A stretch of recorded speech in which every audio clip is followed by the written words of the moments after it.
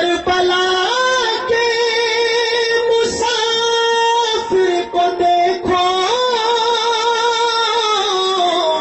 کربلا کو بسانے چلا ہے، مانو اولاد راہ خدا میں ابن حیدر لوٹانے چلا ہے، مانو اولاد راہ خدا میں ابن حیدر لوٹانے چلا ہے۔ سر نباتے کبھی پھر اٹھائے، حرف دی کی نہ عظمت آئے، کملی والے کی آنکھوں کا تارا دی کی عزت بچانے چلا ہے، کملی والے کی آنکھوں کا تارا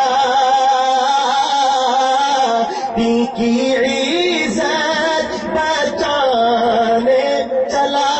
ہے، کملی والا تھا جس کی سواری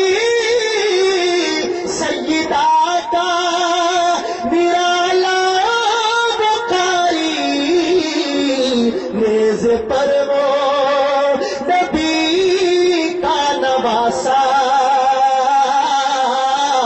آج قرآن سنانے چلا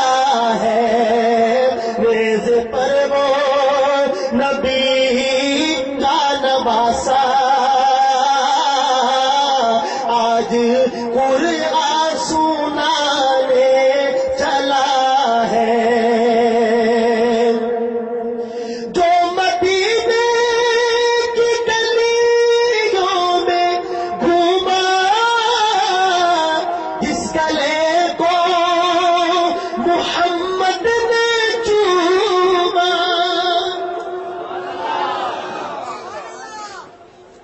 حضرت ابو ہریرہ رضی اللہ تعالیٰ عنہ صحابہ کرام میں بلند اور اونچا نام ہے۔ ایک جنازے سے واپس آ رہے تھے حضرت حسین رضی اللہ تعالیٰ عنہ، تو کچھ